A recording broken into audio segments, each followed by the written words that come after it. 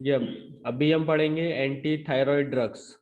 तो सबसे पहले हमें थायराइड हार्मोन के बारे में पता होना चाहिए कि उसका रिलीज कैसे होता है और उसके क्या क्या फंक्शंस होते हैं। देन उसके बाद हम एंटी थायराइड ड्रग के बारे में पढ़ेंगे। तो थायराइड हार्मोन जो है वो आपका पिट्यूटरी ग्लैंड से निकलता है। उसका कैसे सिक्रीशन होता है, आपके सामने एक फ्लो डायग्राम बना हुआ है। सबसे पहले हाइपोथैलेमस के ऊपर एक हार्मोन रिलीज होता है जिसका नाम है थायराइड रिलीजिंग हार्मोन, जो कि स्टिमुलेट करता है एंटीरियर पिट्यूटरी को to release the thyroid stimulating hormone. Anterior pituitary से जो हार्मोन निकलता है वो कौन सा होता है? थायराइड स्टिमुलेटिंग हार्मोन, जो कि आपका थायराइड ग्लैंड को स्टिमुलेट करता है for the secretion of T3 और T4 हार्मोन्स। ये T3 T4 अपना क्या टारगेट टिश्यू पे जाके वर्क करते हैं, मतलब जिस भी टिश्यू पे, दोनों के फंक्शन अलग अलग है, T3 का T4 का।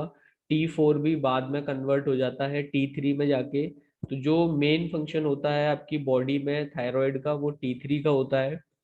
तो T3 का जो फंक्शन, जब T3 अपने टारगेट टिश्यू पे जाके अपना फंक्शन कर लेता है, तो नेगेटिव फीडबैक मैकेनिज्म के थ्रू वो क्या करता है, एंटीरियर पिट्यूटरी हार्मोन पे जाके उसको ब्लॉक कर देता है, जिससे कि और T3 T4 ना बने। तो सीरीज कैसे है कि सबसे पहले TRH रिलीज हुआ, थायराइड रिलीजिंग हार्मोन। उस थायराइड रिलीजिंग हार्मोन ने इंटीरियर पिट्यूटरी से थायराइड स्टिमुलेटिंग हार्मोन को प्रोड्यूस किया। थायराइड स्टिमुलेटिंग हार्मोन ने थायराइड ग्लैंड से आपका T3 और T4 का सिक्रीशन किया। T4 और T3 ने बहुत सारे मेटाबॉलिकल और बायोलॉजिकल फंक्शन को परफॉर्म करते हैं आपके बॉडी में। और जैसे ही वो फंक्शन हो जाते हैं, तो और ज्यादा सिक्रीशन ना हो इसके लिए ऑटोमेटिकली T3 और T4 का नेगेटिव फीडबैक मैकेनिज्म के थ्रू सिक्रीशन जो है वो स्टॉप हो जाता है। तो ये अब T3 और T4 की सिंथेसिस कैसे होती है, आपके सामने जो डायग्राम है आप उसको ऐसे अज्यूम करके चलो कि ये एक थायराइड फॉलिकल है, मतलब एक थायराइड की सेल है। आपकी जो थायराइड ग्लैंड होती है उसकी एक सेल है। उस सेल के अंदर T3 और T4 की कैसे सिंथेसिस हो रही है उस चीज को हमको समझना है सबसे पहले, क्योंकि यही मेन है। जब हम ड्रग पढ़ेंगे तो ड्रग भी यहीं कहीं पे एक्ट करेंगी। देखिए, सबसे पहले जो भी हमने फूड में अपना आयोडीन लिया, वो आयोडीन कन्वर्ट होता है आयोडाइड की फॉर्म में। वो आयोडाइड आपका ब्लड में आता है। ब्लड में आने के बाद वो आयोडाइड आपका जाता है कहाँ पे? थायराइड फॉलिकल के अंदर या थायराइड सेल के अंदर। इस प्रोसेस को हम बोलते हैं thyroid Uptake of the iodide, मतलब थायराइड ग्लैंड ने उस आयोडीन और उस आयोडाइड के मॉलिक्यूल को पकड़ लिया। अब वो जो थायराइड आयोडाइड का मॉलिक्यूल है, उस पे एक एंजाइम की रिएक्शन के थ्रू, वो एंजाइम कौन सा है? पर ऑक्सीडेज। पर ऑक्सीडेज एंजाइम्स की प्रेजेंस में ये जो आयोडाइड था that is converted into the iodine molecule. ये आयोडीन मॉलिक्यूल में बदल जाता है। ये आयोडीन मॉलिक्यूल थायरोग्लोबुलिन नाम की एक प्रोटीन होती है, उसके साथ बाइंड करके दो आइसोफॉर्म बनाता है जिनका नाम होता है monoiodotyrosine and diiodotyrosine. Short form में बोलते हैं उनको MIT और DIT। अभी ये सारा प्रोसेस हमारा कहाँ पे चल रहा है? थायराइड ग्लैंड के अंदर, या हम ऐसा बोलें थायराइड फॉलिकल में। तो जब ये MIT और DIT मिल जाते हैं तो ये आपका T3 और T4 बनाते हैं। वो कैसे? कि एक मॉलिक्यूल MIT का और एक मॉलिक्यूल DIT का, ये मिलके बनाते हैं T3। क्योंकि दो मॉलिक्यूल DIT का मतलब हो गया डाई और MIT का मतलब हो गया मोनो, तो टोटल हो गए तीन मॉलिक्यूल।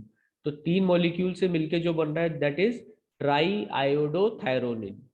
और दो मॉलिक्यूल जब DIT के मिलते हैं तो क्या वो बनाते हैं T4, मतलब टेट्रा आयोडोथायरोनिन। अब ये दोनों के दोनों T3 और T4 ये किससे बाउंड हो जाते हैं? Bound to the thyroglobulin. जो थायरोग्लोबुलिन नाम की प्रोटीन होती है उससे ये बाइंड रहते हैं। अब ये रिलीज कब होंगे? रिलीज का भी हमने देखा था कि जैसे ही हमारी पिट्यूटरी ग्लैंड से TSH का रिलीज होगा, तो ये TSH क्या करेगा? इनका एंडोसाइटोसिस करेगा। एंडोसाइटोसिस मतलब ये T3 और T4 जो है अब वो ब्लड में आ जाएंगे, मतलब थायराइड ग्लैंड से बाहर आ जाएंगे। और जो भी इनकी प्रोटीन होगी जो कि इनको बाइंड करके एक जगह से दूसरी जगह पे लेके जाएगी और थायराइड हार्मोन का सिक्रीशन होगा। तो ऐसे होता है हमारी बॉडी के अंदर थायराइड का सिक्रीशन। अब यदि थायराइड का एक्सेस हो जाए, बहुत ज्यादा थायराइड हार्मोन बनने लगे या बहुत ज्यादा टीएसएच का सिक्रीशन होने लगे, तब उस कंडीशन में हमको कुछ बीमारियां घेर लेती हैं। उनका नाम होता है ग्रेव डिजीज और टॉक्सिक नोड्यूलर गोइटर। दो बीमारियां होती हैं जब भी किसी के अंदर बहुत ज्यादा थायराइड हार्मोन का सिक्रीशन होगा, तब जो डिजीज होती हैं, जो बीमारियां होती हैं, उनको हम बोलते हैं ग्रेव डिजीज और टॉक्सिक नोड्यूलर गोइटर। अब क्लासिफिकेशन हम पढ़ेंगे वो ड्रग जो कि इस एक्सेस आयोडीन को कम करेंगी, या एक्सेस जो ये थायराइड हार्मोन जो रिलीज हो रहा है उसको कम करेंगी। तो इसके लिए डिफरेंट डिफरेंट क्लासेस हैं, वो अलग अलग साइट पे एक्ट करती हैं। पहली क्लास है हमारी हार्मोन सिंथेसिस इनहिबिटर, मतलब जो हार्मोन की सिंथेसिस को इनहिबिट करेंगी। इसमें आता है प्रोपाइल थायोयूरेसिल, कार्बिमाजोल, मेथिमाजोल।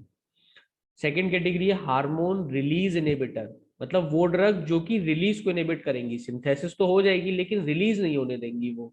तो उसमें आता है हमारा iodine, iodide of sodium and potassium, and organic iodide. Third है डिस्ट्रॉय थायराइड टिश्यू, मतलब वो ड्रग जो कि थायराइड टिश्यू को डिस्ट्रॉय कर देंगी, जहां पे कि आपकी T3 और T4 की सिंथेसिस हो रही थी, थायराइड फॉलिकल जो था उसको डिस्ट्रॉय कर देंगी। तो इसके अंदर जनरली आता है हमारे रेडियो एक्टिव कंपाउंड। तो इसमें आता है radio active iodine, iodine 131, iodine 125 और आयोडीन 123। ये सारे के सारे क्या है, रेडियो आइसोटोप्स हैं आयोडीन के। नेक्स्ट क्लास है हमारी इनहिबिट आयनिक ट्रैपिंग, मतलब अभी हमने सबसे पहला स्टेप क्या देखा था कि जब वो ब्लड से थायराइड में जाता है तो उसको आयोडाइड ट्रैपिंग बोलते हैं। मतलब थायराइड फॉलिकल जो है ब्लड से आयोडाइड को पकड़ रही है, ट्रैपिंग कर रही है उसकी। तो वो ड्रग जो कि इस ट्रैपिंग को रोक दें उनको हम बोलते हैं आयनिक इनहिबिटर। इसमें आता है हमारे परक्लोरेट्स, नाइट्रेट्स और थायोसाइनेट्स। इनका ये मोड ऑफ एक्शन, ये वही प्रोसेस है जो अभी हमने आगे पढ़ा। एक बार और समझ लेते हैं कि ये आयोडाइड का मॉलिक्यूल था जो ब्लड में था, ये ट्रांसपोर्ट के थ्रू या अपटेक प्रोसेस के थ्रू थायराइड ग्लैंड के अंदर आया। थायराइड ग्लैंड पे पर ऑक्सीडेज एंजाइम की प्रेजेंस में that is converted into the iodine molecule. ये आयोडीन मॉलिक्यूल थायरोग्लोबुलिन के साथ बाइंड करके दो आइसोफॉर्म बनाएगा, MIT और DIT। और ये MIT और DIT आपस में मिलके क्या बनाएंगे, हमारे T3 और T4। ये T3 और T4 एंडोसाइटोसिस के थ्रू ब्लड में आ जाएंगे और ब्लड से पेरिफेरल टिश्यू पे, जहाँ पे भी इनका एक्शन, जहाँ पे भी रिक्वायर्ड होगा हार्मोन की, वहां पे जाके ये काम करेंगे। अब ये जो आपको ब्लू कलर से दिखाई दे रहे हैं, ये ड्रग्स के साइट ऑफ एक्शन है, मतलब कौन सी ड्रग कहाँ काम कर रही है। तो ये जो थायोसाइनेट्स हैं और परक्लोरेट्स हैं, ये क्या कर रहे हैं, इस वाले स्टेप को इनहिबिट कर रहे हैं। ये वाला स्टेप कौन सा है, जहां से कि ब्लड से आयोडाइड थायराइड ग्लैंड के अंदर आ रहा है, तो ये स्टेप इनहिबिट हो जाएगा। तो मतलब आयोडाइड थायराइड ग्लैंड में नहीं आएगा, तो जो थायराइड ग्लैंड की सिंथेसिस है वो नहीं हो पाएगी। दूसरा, आयोडाइड्स और थायोएमाइड्स क्या करते हैं, ये आपका आयोडीन के मॉलिक्यूल को MIT और DIT में कन्वर्ट होने से रोकते हैं। ऐसी आयोडाइड्स दूसरा क्या कर रहे हैं, T3 और T4 का एंडोसाइटोसिस को रोक रहे हैं। इसके बाद आयोडेट्स, बीटा ब्लॉकर और कॉर्टिकोस्टेरॉइड क्या करते हैं, T4 का T3 में कन्वर्जन जो है इसको रोक देते हैं। तो इस तरीके से अलग अलग जगह पे अलग अलग ड्रग एक्ट करती है, जिससे कि पेशेंट की जो थायराइड का हार्मोन का लेवल बढ़ जाता है उसको कम किया जाता है। थायोएमाइड्स, एक एक करके आप कैटेगरी को देखते हैं सभी को। थायोएमाइड्स, थायोएमाइड्स वो ड्रग होती हैं जो कि हार्मोन की सिंथेसिस को इनहिबिट करती हैं by inhibiting the enzyme peroxidase. अभी हमने देखा था परऑक्सीडेज कहाँ पे आया था हमारा, ये रहा इस जगह पे। ये जो परऑक्सीडेज एंजाइम है इसको इनहिबिट कर देती है कौन सी ड्रग, प्रोपाइल थायोयूरेसिल, मैथिमाजोल और carbimazole. Propyl thiouracil also inhibit the peripheral deiodination of T4 and T3। Propyl thiouracil का और क्या काम है कि ये जो पेरिफेरल कन्वर्जन हो रहा था T4 का T3 में उसको भी रोक देती है। मेथिमाजोल प्रोपाइल थायोयूरेसिल के कंपैरिजन में ज्यादा पोटेंट होती है। ऑनसेट, इसका मतलब जो ऑनसेट ऑफ एक्शन होता है कि ड्रग लेने के कितनी देर बाद हमको अपना एक्शन शो हो रहा है ड्रग का, ये होता है इसका approximately 4 weeks. Thiocarbamide group that is essential for the anti thyroid activity. तो ये जो थायोएमाइड ग्रुप है या थायोकार्बामाइड ग्रुप इनको बोला जाता है, ये सबसे बेस्ट एंटी थायराइड ड्रग की कैटेगरी में आते हैं। फार्माकोकाइनेटिक क्या है इनका? It is well absorbed orally, widely distributed. इनको हम ओरली ले सकते हैं और ओरली लेने के बाद ये हमारी बॉडी में अच्छे से डिस्ट्रीब्यूट हो जाती हैं। हाईली प्लाज्मा प्रोटीन बाउंड होती हैं। पीहाफ जो है इनका 1 to 10 hours होता है। They are partially metabolize in the liver and the thyroid gland.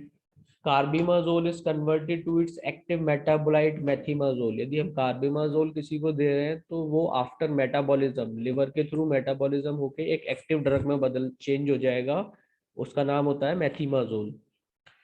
Cross placental barrier and are secreted in the breast milk. मतलब यदि किसी प्रेग्नेंट लेडी को हम ये दे देते हैं तो ये फीटस में जा सकता है through the by crossing the placental barrier, and it is secreted in the breast milk, excreted in the urine unchanged. तो इसके साइड इफेक्ट क्या है? यदि कोई किसी को हम ये कैटेगरी की ड्रग दे रहे हैं तो उसमें कुछ कॉमन साइड इफेक्ट हमको देखने को मिलेंगे, like maculopapular rashes, GI side effect and arthralgia. तो अब ये क्या क्या है इनको समझते हैं हम। मैकोपेपुलर रैशेस क्या होते हैं कि स्किन के ऊपर मतलब रेड कलर के स्पॉट बन जाना, जैसे कि आपको ये वाले डायग्राम में देख रहे हैं, इनको हम बोलते हैं मैक्यूलोपैपुलर रैशेस। दूसरा है जीआई साइड इफेक्ट, आपके गैस्ट्रो इंटेस्टाइनल साइड इफेक्ट आपको देखने के मिलेंगे कि डाइजेशन प्रॉपर नहीं होगा, कॉन्स्टिपेशन हो सकता है, डायरिया हो सकता है, वोमिटिंग हो सकती है, नोजिया हो सकता है। अदर है अरेथेल्जिया। अरेथेल्जिया क्या होता है? ज्वाइंट पेन, आपके किसी भी ज्वाइंट में, जैसे आपको ये वाले डायग्राम में दिखाया गया है, किसी भी ज्वाइंट में जब पेन होता है उस कंडीशन को हम बोलते हैं अरेथेल्जिया। और एडवर्स इफेक्ट हमको क्या देखने को मिलेगा? हाइपोथायरॉयडिज्म, मतलब लेने के बाद आपका थायराइड का लेवल जो है, थायराइड हार्मोन का लेवल जो है वो बहुत ज्यादा कम हो जाएगा। नेक्स्ट है जो रेयर एडवर्स इफेक्ट है जो कि बहुत कम देखे जाते हैं, वो है आपके एक्सफोलिएटिव डर्मेटाइटिस। मतलब एक ऐसी कंडीशन जिसमें कि आपकी स्किन ना उखड़ने लगती है, जैसे कि ये वाले डायग्राम में आपको दिख रहा है। वेस्कोलाइटिस, जब आपका जो टर्मिनल एंड्स होते हैं आपकी बॉडी के, लाइक फिंगर, जैसे कि ये डायग्राम में दिख रहा है, इस तरीके से वहां पे रेडनेस हो जाती है, इन्फ्लामेशन हो जाता है वेसल्स के अंदर, ब्लड वेसल्स के अंदर, उस कंडीशन को हम बोलते हैं वेस्कोलाइटिस। नेक्स्ट होता है ल्यूपस लाइक रिएक्शन। ल्यूपस एक तरीके का आपका एलर्जिक रिएक्शन होता है। जो ये वाला डायग्राम आप देख रहे हैं, इसमें आपको ये जो दिखाई दे रहे हैं रेड रैशेस, इसको हम बोलते हैं lupus like reactions. Other adverse effect क्या है? Severe hepatitis that is generally seen with the propyl thiouracil. Agranulocytosis. Agranulocytosis एक ऐसी कंडीशन होती है जो कि रिवर्सेबल होती है, जैसे ही आप इन ड्रग को लेना बंद करेंगे दोबारा से आप नॉर्मल कंडीशन में आ जाएंगे। बट ये दोनों ही आपके सीवियर और डेंजरस कॉम्प्लिकेशंस में आते हैं, एक तो सीवियर हेपेटाइटिस और एग्रेन्युलोसाइटोसिस। यूजेस क्या है इन ड्रग्स के? Non operative therapy of hyperthyroidism. वो पेशेंट जिनमें थायराइड का लेवल बहुत ज़्यादा होता है, उस कंडीशन में यदि वो ऑपरेशन कराना नहीं चाह रहे तब इसमें हम इनको दे सकते हैं। Pre operative therapy of hyperthyroidism combined with the iodide. Thyrotoxic crisis. Thyrotoxic crisis क्या होगा? जब थायराइड का लेवल जो है वो बहुत ज़्यादा हो जाएगा, तब हम उस कंडीशन में प्रोपेनेलॉल के साथ इसको कंबाइंड करके दे सकते हैं। अदर कैटेगरी है आपकी आयोडीन और iodide. Iodine it is the oldest and fastest acting agent. Paradoxical effect on thyroid gland. Paradoxical effect का मतलब कि यदि हम देखें कि यदि किसी पेशेंट में हाइपरथायरॉयडिज्म हो रहा है, मतलब उसके अंदर ऑलरेडी बहुत सारा आयोडीन है, तभी तो थायराइड हार्मोन बन रहा है, लेकिन आप बाहर से भी उसको आयोडीन दे रहे हो as a in the form of drug. तो होता क्या है कि वो जो आपके ब्लड के अंदर आयोडीन है उसकी जगह पे ये वाला आयोडीन जाके ट्रैप हो जाता है, और इसके ट्रैप होने से प्रॉपर सिंथेसिस नहीं हो पाती है T3 और T4 की। इस तरीके से ये आपके इनहिबिट कर देता है फॉर्मेशन ऑफ T3 और T4 को। It decreases the size and the vascularity used before the surgery. ये आपका जो थायराइड ग्लैंड का साइज होता है उसको थोड़ा सा डिक्रीज कर देता है, इसलिए सर्जरी से पहले डॉक्टर जनरली आयोडीन को यूज करते हैं यदि किसी की थायरॉयडेक्टोमी हो रही होती है, मतलब थायराइड ग्लैंड को निकाला जा रहा होता है सर्जरी के through. It is an ideal agent for the treatment of severe thyrotoxicosis and pre operatively. Uses in the preoperative therapy of hyperthyroidism combined with the thiourea derivative. Thyrotoxic crisis combined with the thiourea derivative. Prophylaxis of endemic goiter. जो आपका हिंदी में जिसको घेंगा बोला जाता है, घेंगा रोग, जब वो बहुत एंडेमिक कंडीशन में होता है तब उसके प्रोफाइलैक्सिस में भी हम ये ड्रग देते हैं। एडवर्स इफेक्ट क्या है इनके? Hypersensitivity reactions, manifestation are swelling of lips, मतलब होठों का सूज जाना, आईलिड्स का सूज जाना, एंजियो एडिमा हो जाना लैरिंग्स में, लैरिंग्स के अंदर जो ब्लड वेसल्स हैं उनके अंदर फ्लूइड का एक्यूमुलेशन हो जाना, उस कंडीशन को बोलेंगे हम angioedema of larynx. Fever या जॉइंट पेन, यदि ये कंडीशन हमको दिखाई दे रही है तो मतलब पेशेंट जो है वो आयोडीन के लिए हाइपर सेंसिटिव है। क्रोनिक इंटॉक्सिकेशन, मतलब जब बहुत ज्यादा आपने ये ड्रग ले लिया है, उस कंडीशन को हम बोलते हैं आयोडिज्म। इस कंडीशन में क्या होता है, सलाइवरी ग्लैंड्स के अंदर इन्फ्लामेशन देखने को मिलेगी या एक्ने देखने को मिलेंगे, पिंपल्स इनको हम बोलते हैं, वो देखने को मिलेगा। यदि बहुत लंबे टाइम तक हम इनका यूज करते हैं इस कैटेगरी की ड्रग्स का, तो वो हाइपोथायरॉयडिज्म और गोइटर कॉज कर सकती है। यदि प्रेगनेंसी के टाइम पे जनरली इनको अवॉइड करना चाहिए, स्टिल यदि कोई फीमेल प्रेगनेंसी के टाइम पे इन ड्रग्स को ले रहे हैं तो फीटस के अंदर गोइटर होने के चांसेस जो है वो बढ़ जाते हैं, इसलिए इन ड्रग को बहुत कॉशियसली लिया जाता है। नेक्स्ट है रेडियो एक्टिव आयोडीन। देखिए रेडियो एक्टिव मतलब आप रेडिएशन के थ्रू ट्रीटमेंट करेंगे, तो इसके अंदर जो कंपाउंड होता है वो होता है आयोडीन 131। ये क्या है? आयोडीन का ही एक आइसोटोप होता है जो कि थायरोटॉक्सिकोसिस के ट्रीटमेंट में दिया जाता है। इसमें क्या होता है कि बीटा रेज जो होती हैं, जैसे आपने एक्सरे सुना होगा, गामा रे सुना होगा, ऐसे ही बीटा रेज होती हैं, वो आपके थायराइड ग्लैंड को डिस्ट्रॉय कर देती हैं। तो जब थायराइड ग्लैंड ही खत्म हो जाएगी, या हम ऐसा बोलें कि वो जो थायराइड ग्लैंड जो सेल्स जो कि थायराइड हार्मोन बना रही है, उन सेल्स को आप डिस्ट्रॉय कर दोगे, तो आपका जो हार्मोन है उसकी सिंथेसिस भी कम हो जाएगी। ये क्यों, कैसे यूज होता है, किस किस कंडीशन में यूज होता है? In the hyperthyroidism, in the grave disease, in the toxic nodular goitre. ये दोनों कंडीशन मैंने आपको बता चुका हूँ पहले कि ग्रेव डिजीज और टॉक्सिक नोड्यूलर गोइटर क्या होता है, जब बहुत ज्यादा थायराइड हार्मोन का रिलीज हो रहा हो। It is indicated in the elder patient, allergy to the thioamides, recurrent hyperthyroidism, and in the patient with the systemic disease contraindicating surgery. ये जनरली उन पेशेंट के लिए है जो कि ओल्ड एज पेशेंट होते हैं, जिनका कि थायराइड ग्लैंड को निकालने में दिक्कत हो सकती है। उस कंडीशन में रेडिएशन के थ्रू उनकी जो थायराइड ग्लैंड्स की सेल्स हैं उनको डिस्ट्रॉय किया जाता है। इसकी जो डोज होती है ये होती है 3 to 6 मिली क्यूरी। आपने ट्वेल्थ लेवल में पढ़ा होगा कि जो रेडिएशन की यूनिट होती है वो मिली क्यूरी या क्यूरीज होती है, तो 3 to 6 मिली क्यूरी इसकी डोज होती है। Advantages, it is simple inexpensive, no surgical risk, scar और injury to the parathyroid and the nerves, control of hypothyroidism is permanent. इसको लेने के बाद हाइपरथायरॉयडिज्म का जो ट्रीटमेंट होता है वो परमानेंट होता है, उसके बाद हाइपरथायरॉयडिज्म पेशेंट में देखने को नहीं मिलेगा। एडवर्स इफेक्ट क्या है? फोकल सोरनेस, जो आपका वोकल कॉर्ड होता है, वहाँ की जो नर्व्स होती हैं वहाँ पे आपको स्वेलिंग और सूजन देखने को मिलेगी। Hyperthyroidism, damage to the foetal thyroid, यदि प्रेग्नेंट लेडी को दे रहे हैं तो ऐसा हो सकता है कि जो फीटस के अंदर थायराइड ग्लैंड है वो भी डैमेज हो जाए। Thyroid carcinoma, leukaemia, radiation induce genetic damage. तो ये कुछ एडवर्स इफेक्ट हैं जो कि रेडिएशन थेरेपी लेने के बाद कुछ पेशेंट में देखे गए हैं। नेक्स्ट क्लास है आपका आयनिक इनहिबिटर। आयनिक इनहिबिटर में हमारा आता है थायोसाइनेट्स और परक्लोरेट्स। इनका भी मैंने आपको एक्शन बताया कि ये क्या करते हैं, जो ट्रैपिंग हो रही है ब्लड से, जो आयोडाइड आपके थायराइड ग्लैंड के अंदर आ रहा है, उसके फर्स्ट स्टेप को ही ये इनहिबिट कर देती हैं। तो जो आयोडाइड की फॉर्म में आपका आयोडाइड जो है वो आपका थायराइड ग्लैंड में नहीं आ पाता। ये जो आयनिक इनहिबिटर्स होते हैं ये जनरली आज की तारीख में यूज नहीं किए जाते, क्योंकि इनके कुछ सीरियस साइड इफेक्ट्स और टॉक्सिसिटी जो है वो देखने को मिलते हैं।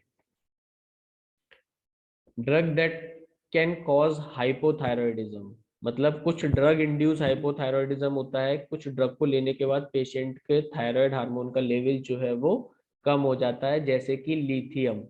लिथियम आपका एंटी साइकोटिक एजेंट होता है, इसको लेने के बाद हाइपोथायरॉयडिज्म पेशेंट में एज अ एडवर्स इफेक्ट देखा गया है। क्यों? क्योंकि ये सिंथेसिस को और रिलीज, थायराइड हार्मोन की जो सिंथेसिस हो रही है और जो रिलीज हो रहा है उसको इनहिबिट कर देती है। ऐसे ही आपका एमियोडेरोन है, ये क्या करती है, that inhibit the peripheral conversion of T4 to T3। Anti epileptic drug में like rifampicin, anti epileptic drug and the rifampicin, ये क्या करते हैं, they enhances the hormone metabolism, तो उसकी वजह से हाइपोथायरॉयडिज्म देखने को मिलता है। ऐसे सल्फोनामाइड्स है और पास है, पैरा अमीनो सैलिसिलिक एसिड, ये क्या करते हैं, ये भी आपका आयोडीनेशन को इनहिबिट कर देते हैं। हाइपोथायरॉयडिज्म इन प्रेगनेंसी, यदि प्रेगनेंसी के टाइम पे थायराइड हार्मोन का लेवल बढ़ रहा है, तब उस कंडीशन में क्या हम ट्रीटमेंट दे सकते हैं, तो जो ड्रग है दैट इज मैथिमाजोल। मैथिमाजोल जो है that is the only drug that is used during the pregnancy. And क्यों? क्योंकि एक तो इसका जो हेपेटोटॉक्सिक पोटेंशियल होता है वो कम होता है और ड्रग के कंपैरिजन में। ओके।